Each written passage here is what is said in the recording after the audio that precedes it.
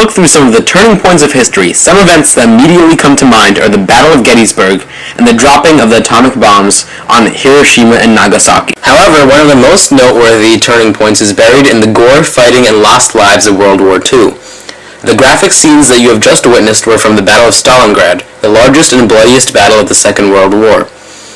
This battle was not only the turning point of the war between Russia and Germany, but also the turning point of World War II.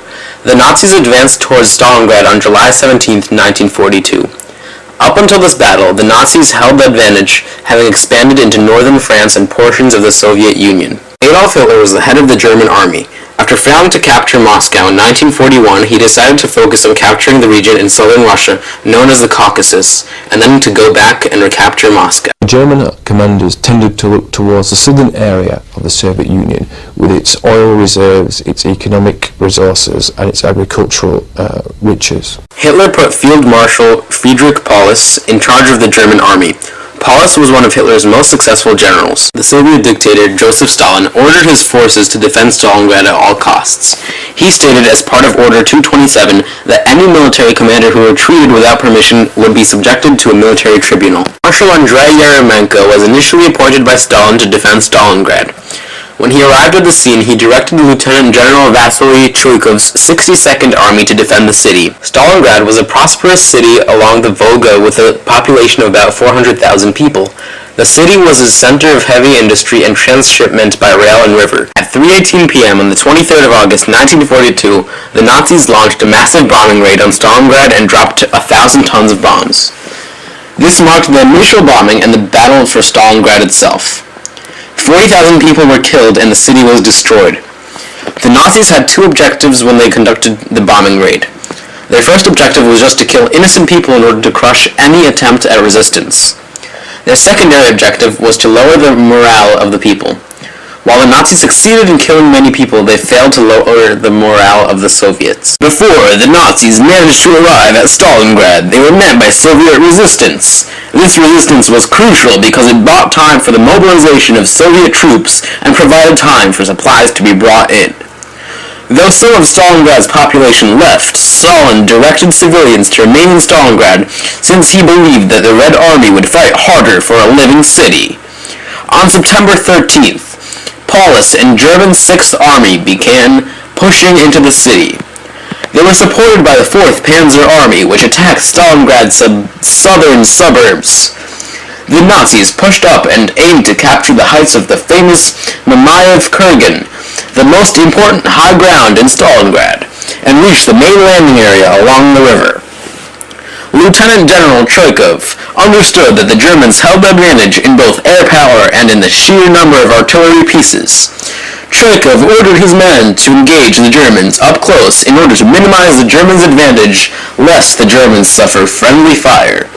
Over the next several weeks, German and Soviet forces engaged in savage street fighting in attempts to take control of the city. One German general was quoted as saying the mile as a measure of distance was replaced by the yard at Stalingrad.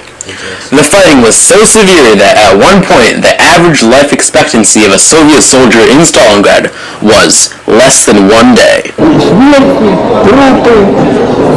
Только ежедневно этими самолеты, бомбежки, артиллерийские обстрелы, пулеметные и так далее. In the process, the German 6th Army and the 4th Panzer Army sustained massive losses. In order to maintain pressure on the Soviets in Stalingrad, the Germans narrowed the two armies' fronts and brought in Italian and Romanian troops to guard their flanks. The German Panzer and Tiger tanks were unsuccessful despite being technologically superior in all aspects. Later on, when the Nazis had the advantage, Stalin sent Marshal Zhukov to assist with the defense of the city. Zhukov was known as never having lost a battle, and this battle was no exception. Just as it seemed that the Nazis were going to win the Battle of Stalingrad, the Soviets launched their counterattack, starting with Operation Uranus. Although Operation Uranus began on November 19, 1942, its origins go back to September after Marshal Zhukov visited Stalingrad. Unlike all prior military operations, Stalin showed considerable restraint regarding Operation Uranus. Stalin left the operation to Zhukov and Strizhevsky instead of stepping in as he would have usually done. In this case, one army from the north and another army from the east were to meet up west of Stalingrad and encircle the Germans. Over 1 million Red Army soldiers took part of this offensive. One of the strengths of the plan was that the Red Army would initially be fighting weaker enemy units consisting of Romanians, Hungarians, and Italians, who had been given by the Germans the task of protecting their flanks. The Red Army moved forward and caught the Germans and their allies completely by surprise. The Soviets delivered a heavy artillery bombardment from 3,500 guns on Romanian and Italian positions on both sides of the city. The Soviets followed up by unleashing several armored formations, including 3 tank corps. Red Army units met up at Kalash, west of Stalingrad, and trapped the German 6th Army, which was composed of over 250,000 troops. Operation Uranus was a huge success and marked the turning point of the Battle of Stalingrad. For Paulus and his men, the situation was desperate. Winter was setting in and they were running out of food, ammunition, and medical supplies. Despite the Luftwaffe's efforts, it was not possible to bring in enough supplies by air. In December, Winter Tempest, a relief operation mounted by General von Manstein, narrowly failed to break through to German forces in Stalingrad. Winter Tempest was the last hope for the German 6th Army. Nevertheless, Hitler ordered Paulus to fight on and to never surrender. At first, Paulus obeyed Hitler, but later disobeyed him and surrendered on February 2nd. His originally massive army had only 91,000 troops remaining at the time of surrender. Over 800,000 Axis troops and over 1 million Soviet troops died in this horrendous battle. The failure of the German army was nothing short of a disaster. A complete army group was lost at Stalingrad and 91,000 Germans were taken prisoner. With such a massive loss of manpower and equipment, the Germans simply did not have enough manpower to cope with the inevitable Russian advance towards Germany. Adolf Hitler himself even said that the god of war has turned over to the other side. After this battle, the Soviets gained the confidence and momentum that they needed to push the Nazis back. In fact, this was the last battle in which the Nazis pushed eastward into Russia.